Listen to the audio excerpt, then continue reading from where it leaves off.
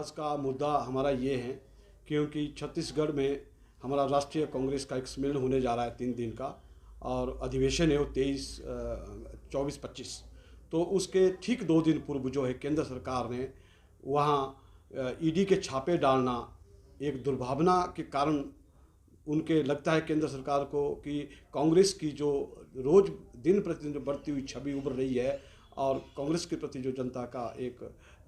Nature बदला जा रहा है कि कांग्रेस ने राहुल गांधी जी का चाहे भारत जोड़ो की यात्रा है, चाहे हमारे अंतर्राष्ट्रीय सम्मेलन हो रहे हैं, चाहे हमारी रैलियाँ मीटिंग हो रही है, उसको टारपीडो करने के लिए केंद्र सरकार कोई ना कोई बहाना हमेशा लगाती रहती है। चाहे ईडी का दुरुपयोग है, चाहे आपकी सीबीआई का दुरुपयोग है। तो ये जो एजेंसियाँ हैं अब भाजपा का या केंद्र सरकार की एक तोते का पिंजरा बन के रह गई है और पिंजरे का तोता बनकर रह गई है। इसके लिए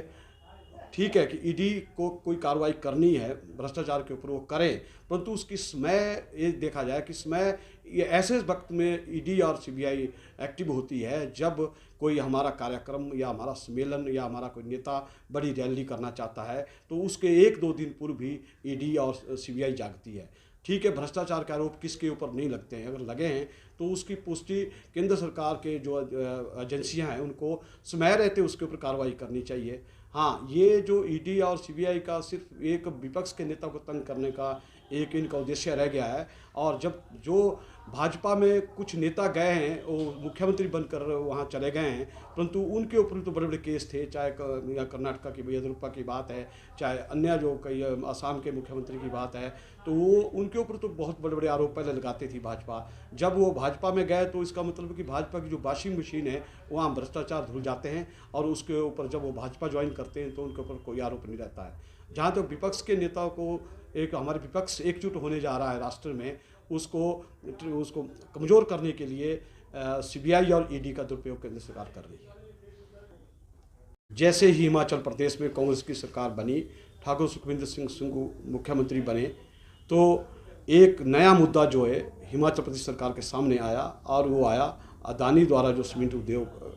यहाँ खरीदे गए थे उसमें ट्रक ऑपरेटरों को जो उनकी मांगें थी और अपने वहाँ कारखाने बंद करना, ये एक बड़ी एक साजिश थी। और साजिश में केंद्र सरकार के नेता और भाजपा के नेता इसमें इन्वॉल्व थे। वो नहीं चाहते थे कि हिमाचल प्रदेश में ये मुद्दा जल्दी से सुलझे, परंतु प्रदेश के मुख्यमंत्री ने हड़ताल के दूसरे दिन ही शुरुआती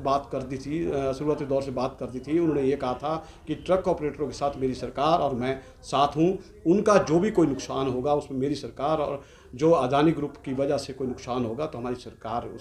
उनको कोई नुकसान नहीं होने देगी। और साथ में जहाँ तक राज्य को जो इनकम होनी थी इन दिनों में जो नुकसान हुआ वो केंद्र की जो सरकार है और हमारे हिमाचल से संबंधित जो नेता केंद्र को रिप्रेजेंट करते हैं, चाहे भाजपा के राष्ट्रीय अध्यक्ष है, चाहे आपके केंद्रीय मंत्री अनुराग ठाकुर जी है, उन्होंने भी इस मुद्दे पर पहल नहीं की। और अंत में प्रदेश के मुख्यमंत्री जी ने उद्योग मंत्री के द्वारा बार बार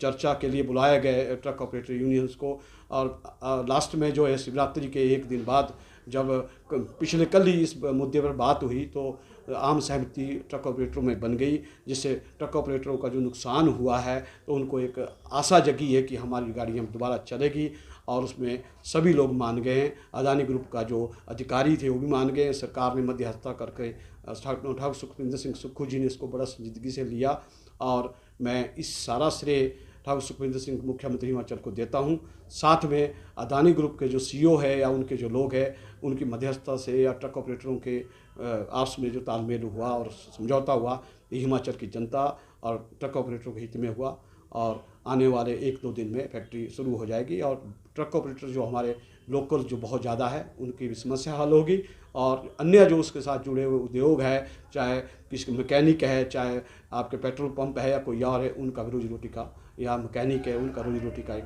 साधन खुल गया है। सर, हिमाचल में सीमेंट के दामों में सस्ता करने की जो लोगों की मांग थी उस पर सरकार का क्या पहलू और कंपनियों का क्या पहलू? बिल्कुल, जहाँ तक सीमेंट को सस्ता करने की बात है उसमें मुख्यमंत्री जी ने पहले इनके सामने ये मुद्दा रखा था कि हिमाचल में सीमेंट का रेट जो कम किया जाए। परंतु अदानी ग्रुप ने ये कहा गया कि हम सीमेंट का रेट उस दृष्टि से कम करेंगे क्योंकि हम ट्रक ऑपरेटर हमारे को हम उनको किराया ज़्यादा देते हैं। तो इसी चक्कर में जब हमारे दोनों ग्रुप आपस में बंटे तो लंबी ये स्ट्राइक चली।